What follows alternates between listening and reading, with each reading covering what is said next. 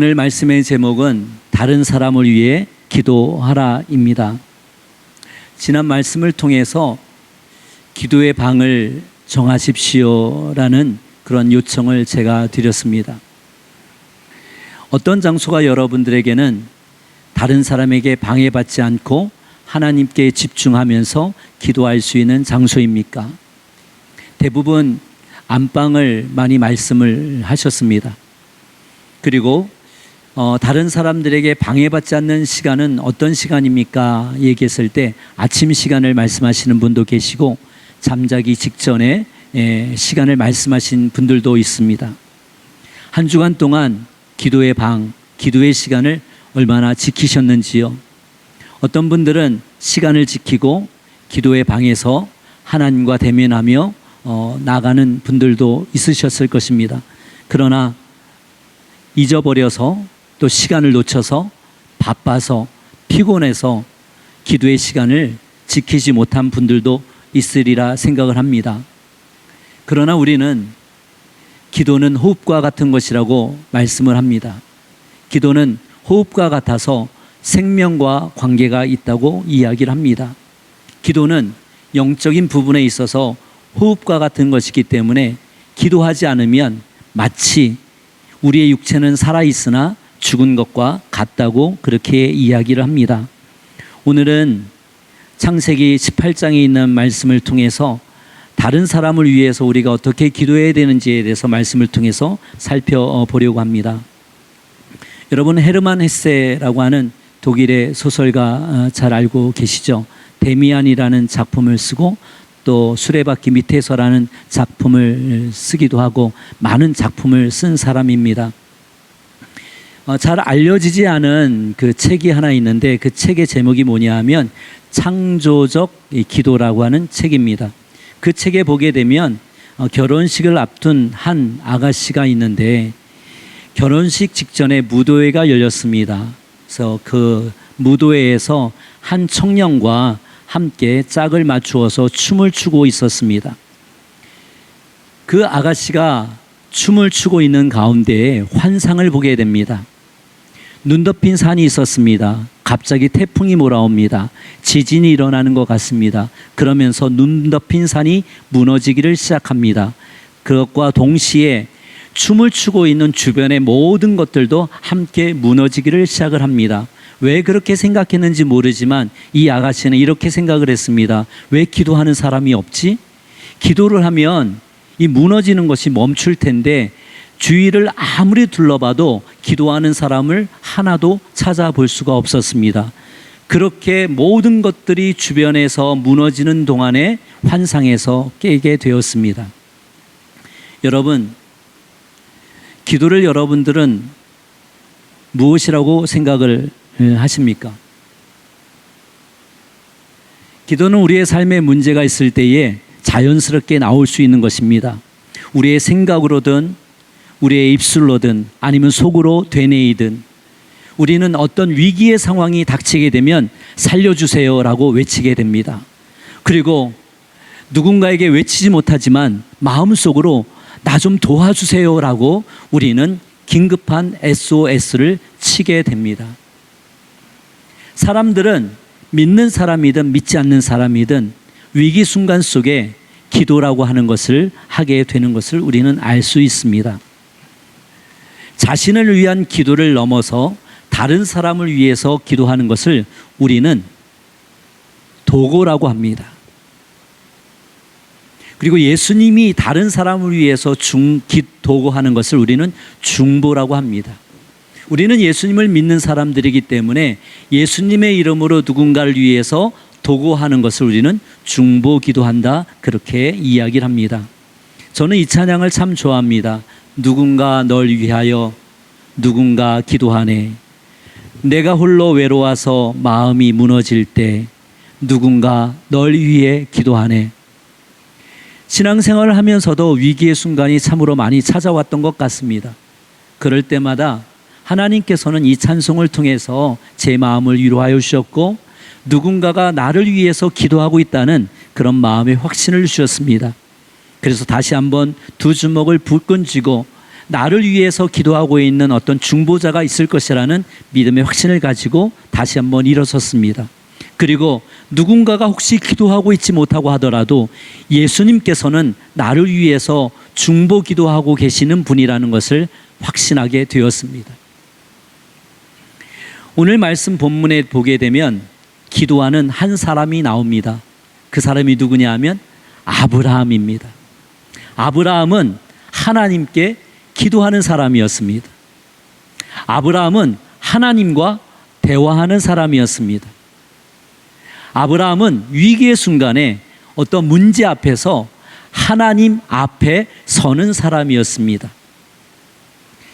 소돔과 고모라 성이 있습니다. 소돔과 고모라 성은 사해 남단 시딤 골짜기에 비옥한 골짜기에 있는 땅입니다. 그렇기 때문에 많은 사람들이 그곳에 몰려 살았습니다. 그래서 도시가 되었고 많은 것들이 발달하게 되었습니다.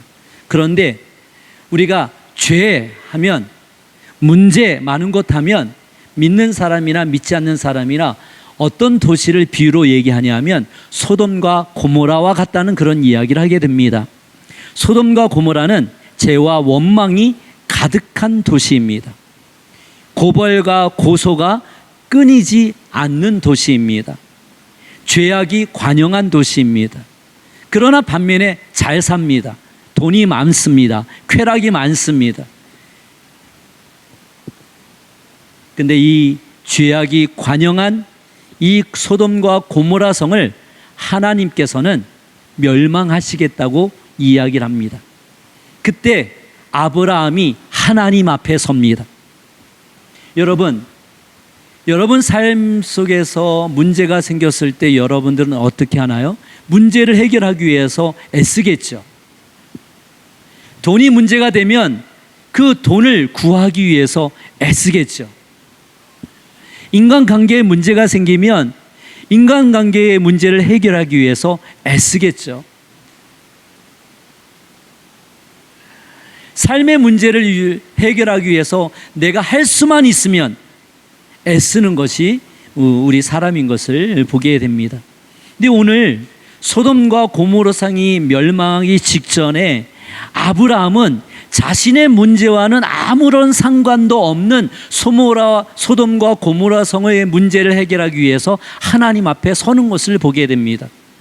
소돔과 고모라 성은 아브라함이 사는 곳이 아니에요. 오늘 말씀도 우리가 함께 읽은 것처럼 아브라함을 통해서 축복해 주시겠다고 하나님께서는 약속하세요. 아브라함을 통해서 복이 나타난다고 말씀을 하세요. 아브라함을 통해서 모든 것들이 잘 되게 해주신다고 말씀하세요. 그러면 아브라함은 아무런 문제가 없는 거예요. 그 저쪽에 있는 내가 살고 있지 않는 소돔과 고모라 성이 멸망하는 것은 아브라함과는 아무런 상관이 없는 거예요. 왜냐하면 아브라함이 살고 있는 그곳은 문제가 없기 때문에 그렇습니다. 그런데도 불구하고 아브라함은 하나님 앞에 나아갑니다. 그리고 다른 사람들이 살고 있는 그 성 소돔과 고모라 성을 위해서 기도합니다. 아브라함의 중보 기도가 나타난 아주 유명한 장이죠. 다른 사람을 위한 기도, 아브라함의 중보 기도가 나타나는 장입니다. 창세기 18장이죠. 아브라함이 하나님께 요청합니다. 하나님, 어떻게 소돔과 고모라 성을 멸망하시려고 하십니까? 혹시 그 안에도 의인이 혹시 있지 않겠습니까? 의인이 있다고 한다면 그 소돔과 고모라 성이 멸망하는 것 때문에 의인도 함께 멸망당하지 않겠습니까? 하나님, 의인 50명이 있다고 한다면 혹시 그 성을 멸망하지 않으시겠습니까? 하고 하나님께 요청을 합니다. 하나님께서 대답을 하십니다. 만약에 의인 50명이 있다고 한다면 내가 그 성을 멸망하지 않겠다. 아브라함이 또 한 번 요청을 합니다. 45명이요, 40명이요, 30명이요, 20명이요. 하나님, 만약에 10명만 있어도 그 성을 멸망하지 않으시겠습니까? 그래, 10명만 있어도 내가 그 성을 멸망하지 않겠다고 하나님께서는 약속하십니다. 그런데요, 어떤 결말이 나타나죠? 소돔과 고모라 성은 아브라함의 중보 기도에도 불구하고 결국에는 멸망하고 있는 것을 볼 수가 있습니다. 아브라함의 중보 기도가 실패한 걸까요? 아브라함이 중보 기도하는 것이 아무런 효과가 없는 걸까요? 오늘의 키포인트는 여기에 있습니다. 여러분, 오늘의 말씀의 제목이 다른 사람을 위해서 기도하기입니다. 다른 사람을 위해서 기도한다고 하는 것은 다른 사람을 위해서 내가 기도했을 때에 그 문제가 해결된다고 하는 것을 이 전제로 두고 있는 것이죠. 근데 오늘 말씀의 본문의 이 포인트가 아브라함의 중보 기도잖아요. 아브라함이 다른 사람을 위해서 기도하잖아요. 소돔과 고모라 성에 있는 사람들을 위해서 기도하잖아요. 그 성이 멸망하지 않아야 그 소돔과 고모라 성에 살고 있는 사람들이 살아날 수 있는 거잖아요. 그러면 아브라함이라고 하는 사람이 어떤 사람이에요? 믿음의 조상이잖아요. 하나님의 사람이잖아요. 하나님의 축복의 계보가 이어지는 놀라운 사람이잖아요. 그러면 적어도 다른 사람의 기도는 안 들어줘도 누구의 기도는 들어주셔야 되는 거예요? 아브라함의 기도는 들어주셔야 되는 거잖아요. 하나님, 의인 10명만 있어도 하나님 이 성을 멸망하지 않으시겠죠? 제발 부탁드립니다. 의인 10명만 있어도 이 성을 멸망하지 말아주세요라는 그 아브라함의 요청에 하나님께서 예스했습니다. 그런데도 불구하고 결국에는 그 성은 멸망하고 말았습니다. 아브라함의 중보 기도가 실패한 것일까요? 하나님은 아브라함의 중보 기도를 안 들어주신 걸까요? 아니죠. 하나님과 아브라함의 약속은 몇 명이었습니까? 의인 10명까지였어요. 그 다음에는 아브라함이 더 이상 요청을 하지 못해요. 왜 더 이상 요청하지 못했을까요? 그만큼 소돔과 고모라 성에 의인이 있을 거라고 하는 기대가 많이 없었기 때문이에요. 그래서 50명, 45명, 40명, 30명, 20명, 10명까지 요청을 할 수 있었는데 그 이상 더 요청을 할 수가 없었던 거예요. 아브라함의 중보 기도가 실패한 것이 아니라 멸망의 이유는 소돔과 고모라 성에 있는 사람들이 구원의 기회를 놓친 것이죠.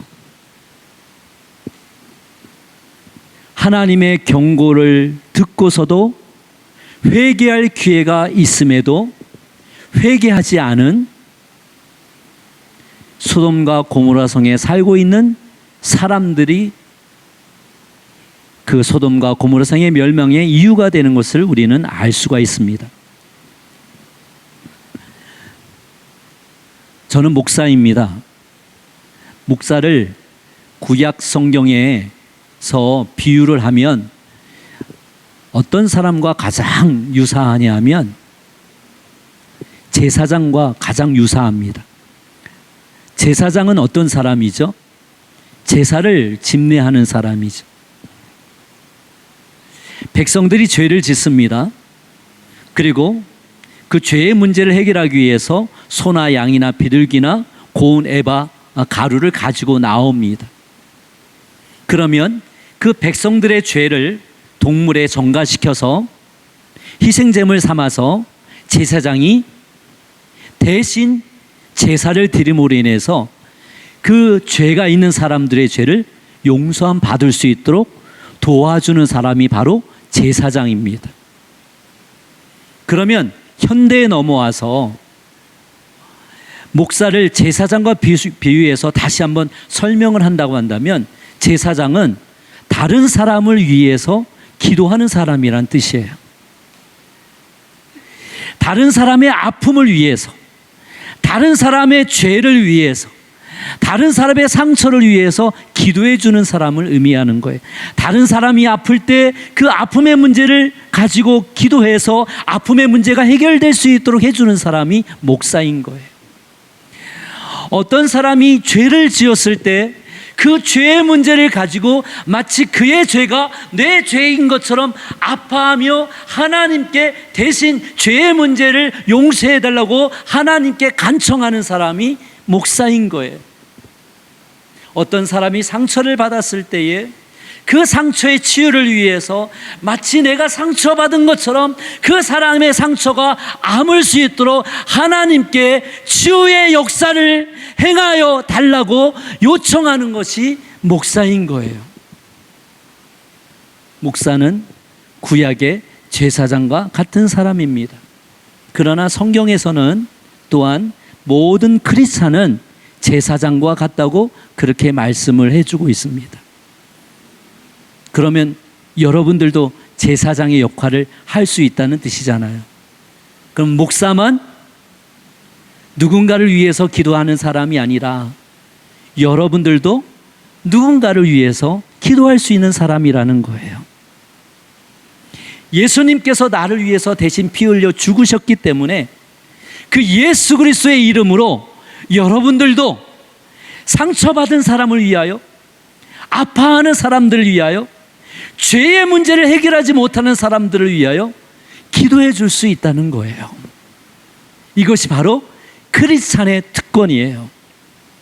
여러분 보세요. 아브라함은 사람이에요. 제한적인 사람이에요. 한계가 있는 사람이에요. 아브라함은요, 지금 무엇을 위해서 기도하고 있어요? 소돔과 고모라를 위해서 기도하고 있어요. 예수님은 무엇을 위해서 기도하고 있어요? 온 인류를 위해서 기도하고 있어요. 예수님은 제한이 없는 분이기 때문에 온 인류의 구원을 위해서 기도하실 수 있는 분이에요. 근데 오늘 말씀에 보게 되면 아브라함은 소돔과 고모라 한정된 자기 영역에서뿐이 기도하지를 못해요. 맞아요. 그럼에도 불구하고 자기 지역을 뛰어넘는 중보의 기도를 드리고 있어요. 그런데 온 인류를 품는 기도를 하지를 못하고 있어요. 결과는 어땠습니까? 아브라함이 중보 기도를 했는데도 불구하고 소돔과 고모라 성은 멸망하고 말죠. 그러나 예수님께서는 십자가의 죽음으로 말미암아서 온 인류를 위한 구원의 완성을 이루어 가시는 분이 예수님인 것을 우리는 알 수가 있습니다. 아브라함과 그러면 오늘날 저와 여러분의 차이점은 무엇일까요? 아브라함의 기도는요, 바로 예수님의 중보 기도를 예표하는 거예요. 하나님의 사람은, 믿음의 사람은 자기를 뛰어넘어 또 다른 누군가를 위해서 기도해야 한다는 것을 의미하는 거예요. 내가 사는 곳만이 아닌 또 다른 지역에 죄악으로 가득한 그 도시가 죄악에서 해방될 수 있도록 기도해야 된다는 것을 의미하는 거예요. 아브라함이 비록 사람이기 때문에 제한적이고 한계가 있어 완벽하게 기도를 해내지는 못하지만 그 아브라함의 중보 기도를 통해서 하나님께서는 누구의 기도를 연상시키시는 거예요? 바로 예수 그리스도의 기도를 예표하는 것을 우리는 말씀을 통해서 확인해 볼 수 있는 것입니다. 아브라함은 누구의 조상이에요? 믿음의 조상이라고 그랬잖아요. 그 믿음의 조상이라고 하는 것이 어떤 것을 의미해요? 바로 예수님을 믿는 사람들의 조상이라고 하는 거예요. 그러면 예수님을 믿는 사람들의 조상이 아브라함이잖아요. 그러면 아브라함은 후손은 누구예요? 예수를 믿는 사람들이잖아요. 그러면 저와 여러분은 누구의 후손이에요? 아브라함의 후손이에요. 아브라함의 후손이라고 하는 것은 육체적인 아브라함의 후손을 이야기하는 것이 아니에요. 우리가 육체적으로 이스라엘 민족의 자손이라고 하는 것을 의미하는 것이 아니에요. 우리가 아브라함을 믿음의 조상이라 이야기하고 우리가 아브라함의 후손이라고 얘기하는 것은 영적인 믿음의 조상을 얘기하는 것이고 영적인 믿음의 후손을 이야기하는 거예요. 영적이라고 하는 것이 어떤 의미예요? 예, 맞아요.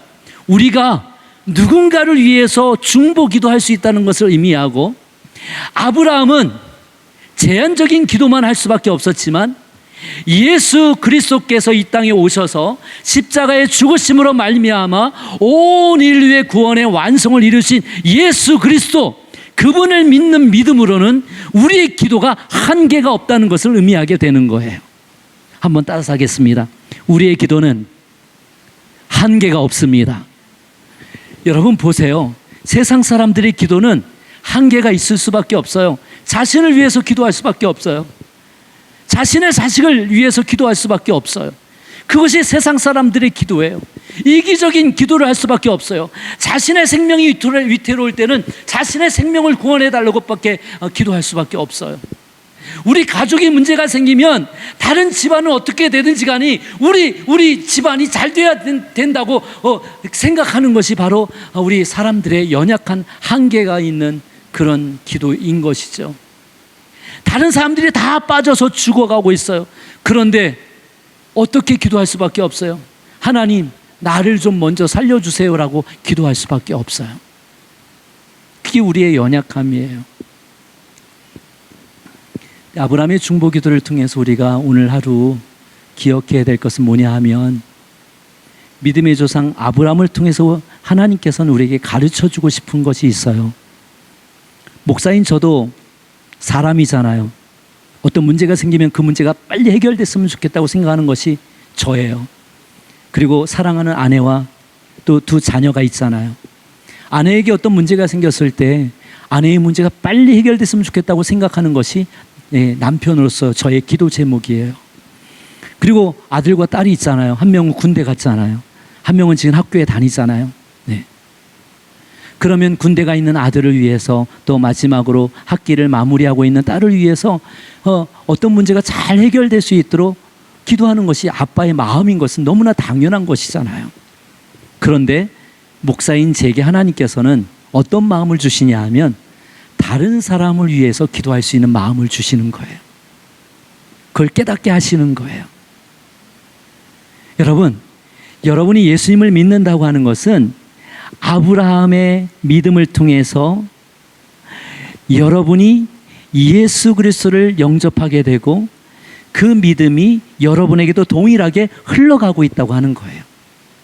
축복이 흘러가고 있다고 하는 거예요. 축복이 흘러가고 있다고 하는 것은 거기에 믿음도 흘러가고 있다고 하는 것을 의미하고, 믿음이 흘러가고 있다고 하는 것은 거기에 뭐도 포함되냐 하면, 한번 따서 하겠습니다. 기도도 흘러가는 거예요. 나만을 위한 기도가 아니라 나를 뛰어넘는 다른 영역을 위한 기도, 다른 사람을 위한 기도, 나아가서는 나라와 민족과 열방을 위한 기도까지, 그것이 바로 하나님을 믿는 사람들의 한계가 없는, 제한이 없는 기도의 영역이에요. 저는 오늘 말씀을 마무리하려고 합니다. 오늘 말씀을 마무리하면서 여러분들에게 요청하려고 합니다. 여러분을 위해서 먼저 기도하십시오.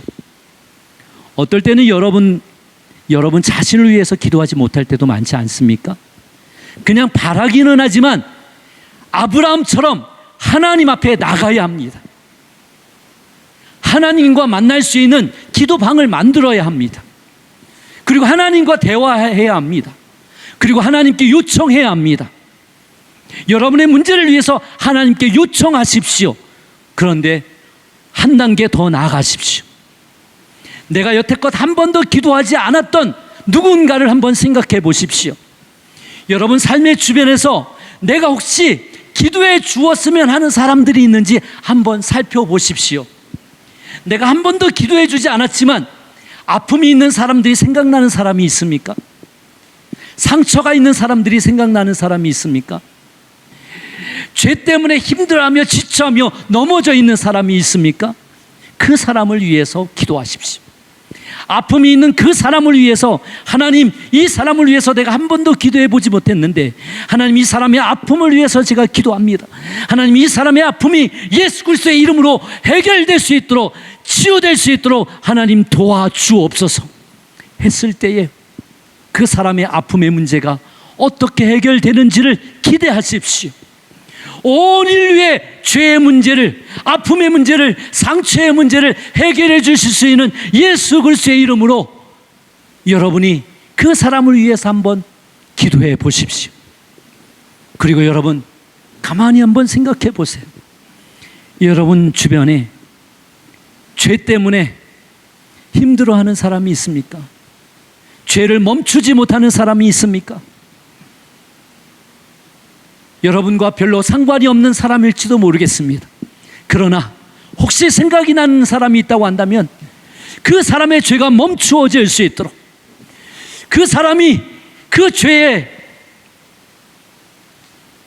순간에서 회개하고 하나님께 돌아올 수 있도록 우리 주 예수 그리스도의 이름으로 기도 한번 해보십시오.